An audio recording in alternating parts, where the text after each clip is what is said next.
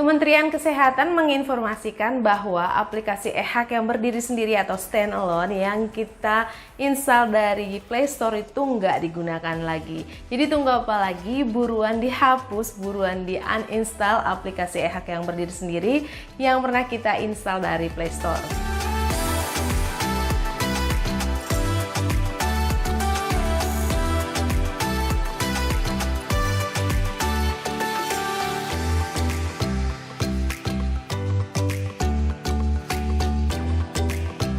Ketemu lagi di channel YouTube Arni Simanjuntak. Semoga kita semua dalam keadaan sehat ya.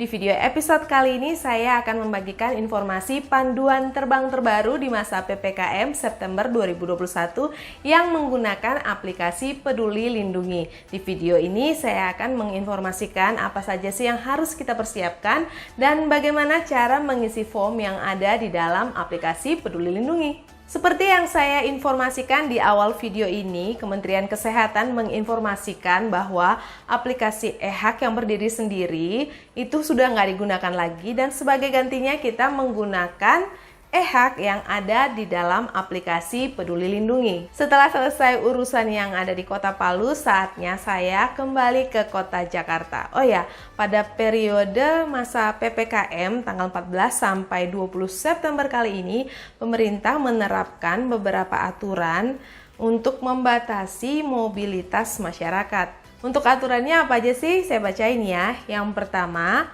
untuk penerbangan domestik dari luar wilayah Jawa Bali ke bandara di Jawa Bali maupun sebaliknya, diatur ketentuan bahwa penumpang wajib menunjukkan kartu vaksin minimal vaksinasi dosis pertama.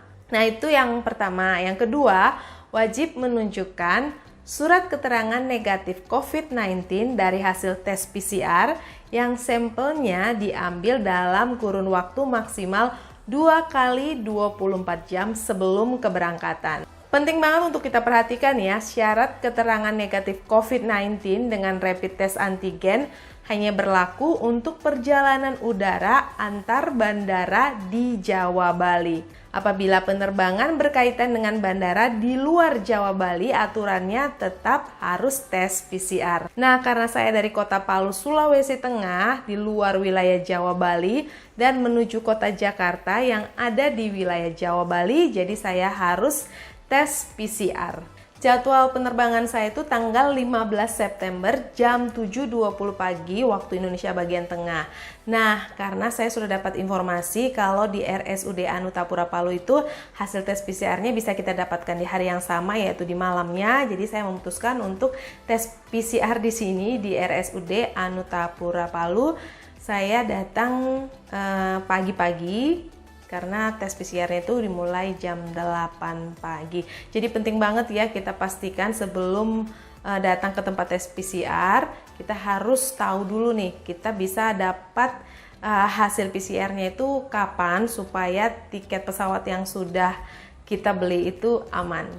Oke, jadi tanggal 14 September itu saya sudah berangkat ke RSUD Anu Tapura Palu sebelum jam 6 pagi. Setibanya di RSUD Anu Tapura Palu, saya langsung masuk melalui pintu belakangnya laboratorium klinik dan ternyata pada saat saya sampai di lokasi sudah banyak banget yang antri dan ada loh yang sudah antri itu dari jam 3 pagi. Karena kuota per hari itu dibatasi hanya untuk 80 orang saja. Jadi pastikan ya kalau mau dapatkan nomor antrian datang pagi-pagi.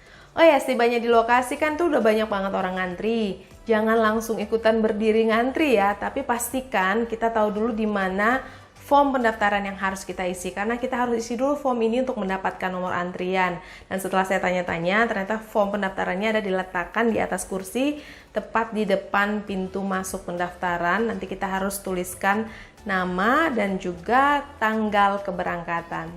Oke, setelah selesai mengisi form pendaftaran tadi, silahkan tunggu sampai nama atau nomor antrian kita dipanggil oleh petugas. Jangan lupa siapkan 2 lembar fotokopi KTP dan juga uang tunai sebesar Rp525.000 untuk biaya PCR.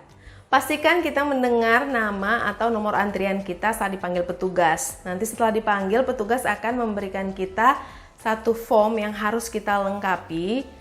Nah, saat dia memberikan form, di situ kita harus menyerahkan 2 lembar fotokopi KTP dan sekaligus bayar pelunasan biaya PCR tadi sebesar Rp525.000. Nah, form ini harus kita lengkapi. Situ ada diminta nomor KTP, nama orang tua, keluhan sakit, dan macam-macam kita harus isi, kita lengkapi. Nanti di pojok kanan atas form ini petugas sudah kasih nomor antrian sesuai dengan nomor urut yang kita isi pada saat kita isi di form pendaftaran ya. Terus di bagian paling atas form jangan lupa tuliskan jadwal keberangkatan pesawatnya kita. Setelah selesai dilengkapi, formnya kita kembalikan lagi ke petugas.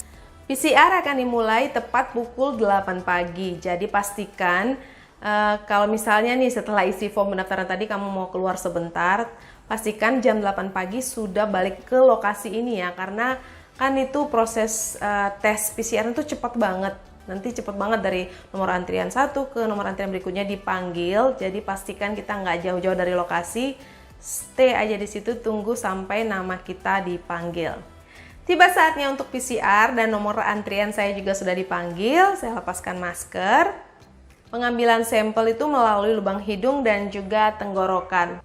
Nah, di sini tuh ada yang lubang hidungnya dua-duanya dicolok, ada juga yang cuma salah satu. Nah, saya kebagian yang dua-duanya, jadi lubang hidung kiri dan kanan. Setelah pengambilan sampel dari hidung, lanjut pengambilan sampel lewat tenggorokan. Jadi kita harus buka mulut dulu, mendongakkan kepala ke atas, buka mulut, disuruh menjulurkan lidah sambil mengucapkan huruf A yang lama.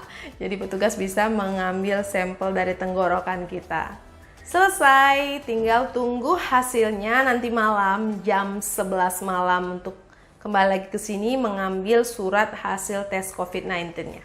Karena tadi pagi-pagi banget sudah berangkat ke sini untuk tes PCR, selesai tes itu baru kerasa lapar. Jadi dari RSUD Anutapura Palu kita lanjut ke Warkop Harapan Maju untuk menikmati nasi kuning, sekalian pesan juga roti bakar Srikaya dan teh susu. Nasi kuningnya enak banget. Mungkin nanti kalau ada kesempatan balik lagi ke Kota Palu, saya akan balik lagi ke sini untuk mencicipi nasi kuningnya. Setelah selesai sarapan, kita lanjut ke toko roti untuk membeli roti supaya besok pagi berangkat ke bandara nggak kelaparan, jadi bisa ngemil roti. Sekalian tarik tunai di ATM buat duit jaga-jaga, siapa tahu ada nanti tempat di mana kita pembayarannya tidak cashless atau harus dengan tunai, jadi kita tarik tunai buat duit jaga-jaga. Setelah itu kita pulang, mandi, packing, dan istirahat. Oh ya, saya sempatin juga mampir ke Hajam Bosri untuk beli oleh-oleh khas Palu, yaitu bawang goreng. Saya beli 5 bungkus, totalnya jadi Rp150.000. Nah, jadwal pengambilan surat hasil tes PCR-nya kan jam 11 malam. Tadinya mau balik lagi ke RSUD untuk ngambil, tapi ternyata ada teman yang mau ngambilin dan mau nganterin ke rumah. Jadi udah kita tungguin aja di rumah.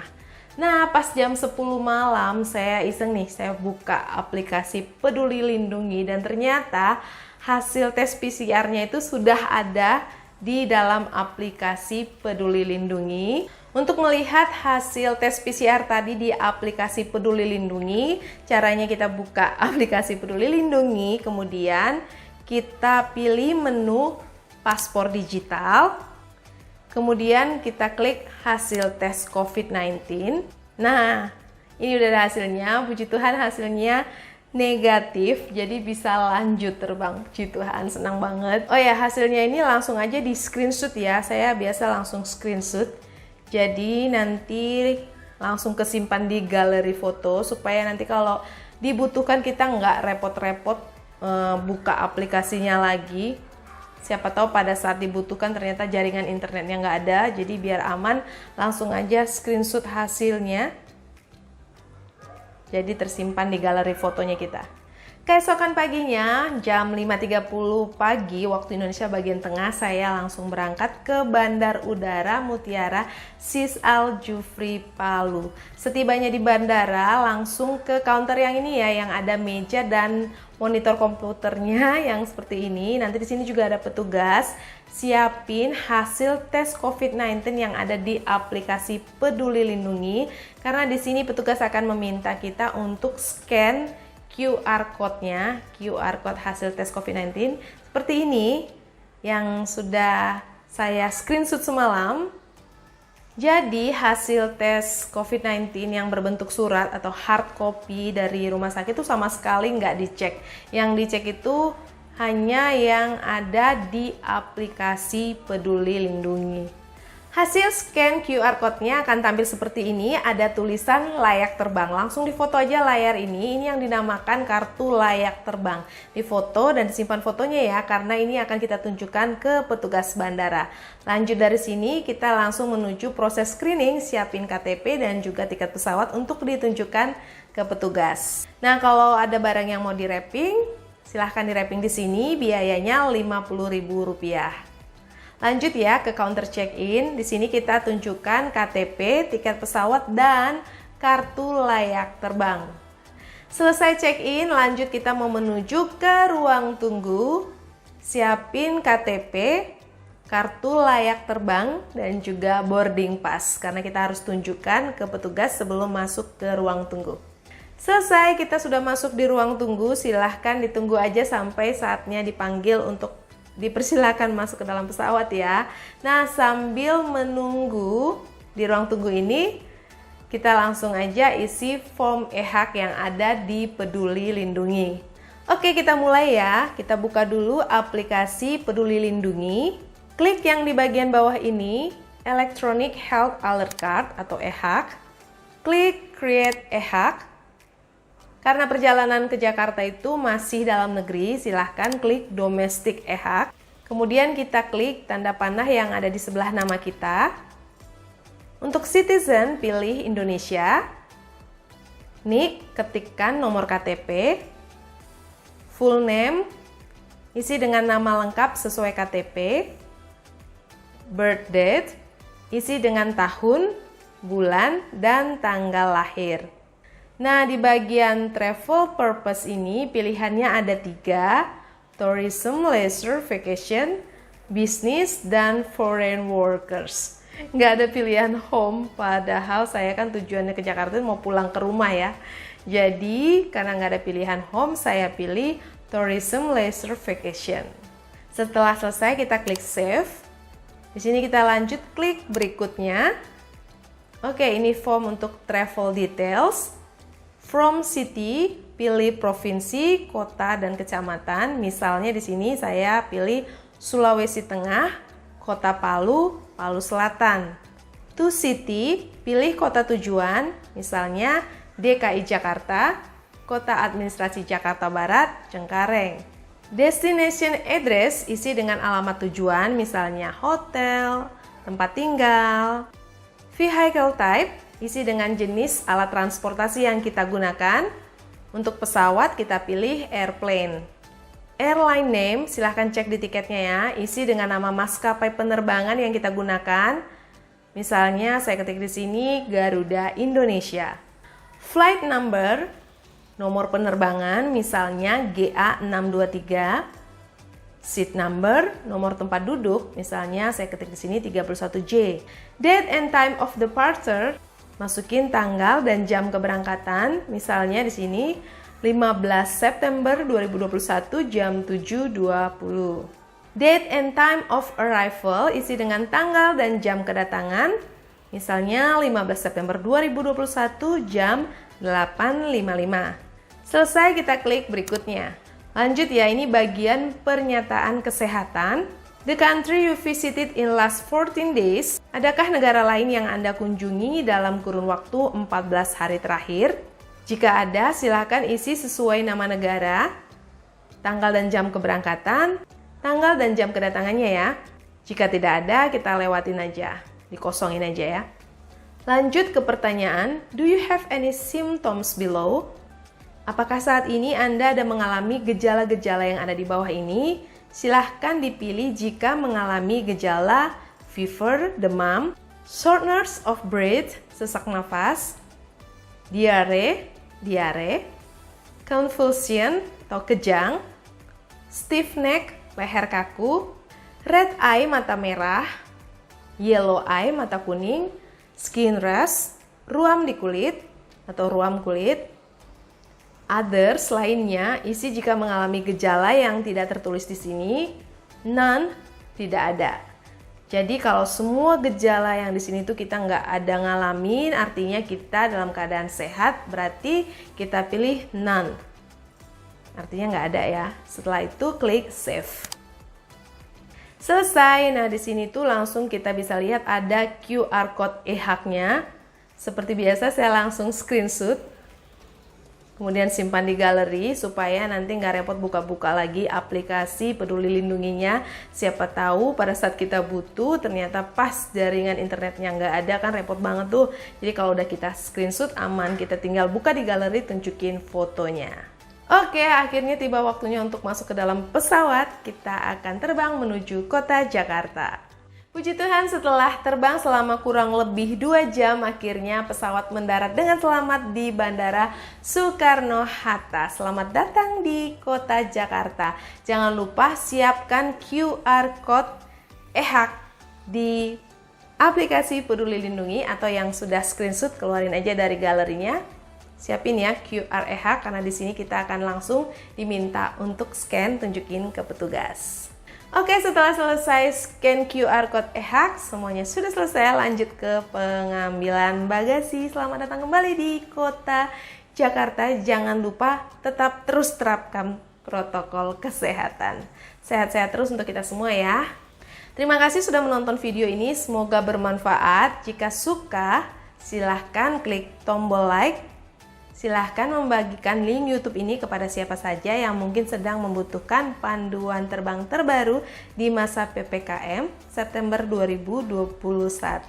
Yang belum subscribe, silahkan jangan ragu, langsung aja klik tombol subscribe dan juga tanda lonceng yang ada di sebelahnya agar bisa mendapatkan informasi video terbaru yang saya bagikan di channel YouTube Arni Simanjuntak.